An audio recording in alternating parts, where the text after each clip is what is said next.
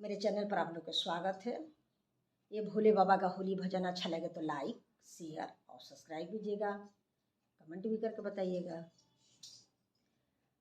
होली खेले भोलेनाथ, रंग उड़ेला संसार में।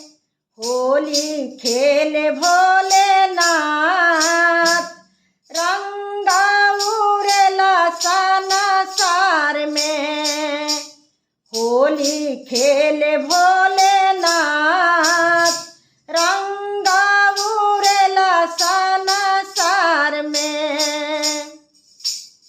भंगिया के गोला गौरा भोला के जेवाली, भोला के जेवाली हो, भोला के जेवाली। भंगिया के गोला गौरा भोला के जेवाली, भोला के जेवाली हो, भोला के जेवाली।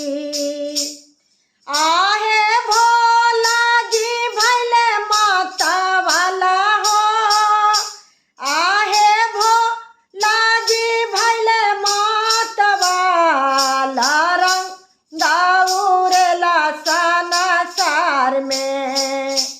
होली खेले भोलेनाथ, रंग उड़ेला संसार में।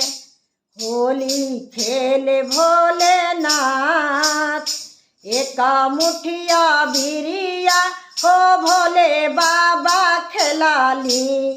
एक मुठिया बिरिया हो, भोले बाबा खिलाले, भोले बाबा खिलाले हो, भोले बाबा खिलाले। सखी पर्वत सहित गौरा लाल हो, सखी गौरा सहित पर्वत लाल। रंग उड़ेला संसार में। होली खेले भोलेनाथ, रंग उड़ेला संसार में। होली खेले भोलेनाथ, दूसर मुठिया बिरिया हो, भोले बाबा खिलानी। दूसर मुठिया बिरिया हो, भोले बाबा खिलाले, भोले बाबा खिलाले हो, भोले बाबा खिलाले। आहे देवता सहित देवी लाल हो, आहे देवता सहित देवी लाल। रंग उड़ेला संसार में। होली खेले भोलेनाथ, रंग उड़ेला संसार में। होली खेले भोलेनाथ, खेले भोलेनाथ होली खेले हो।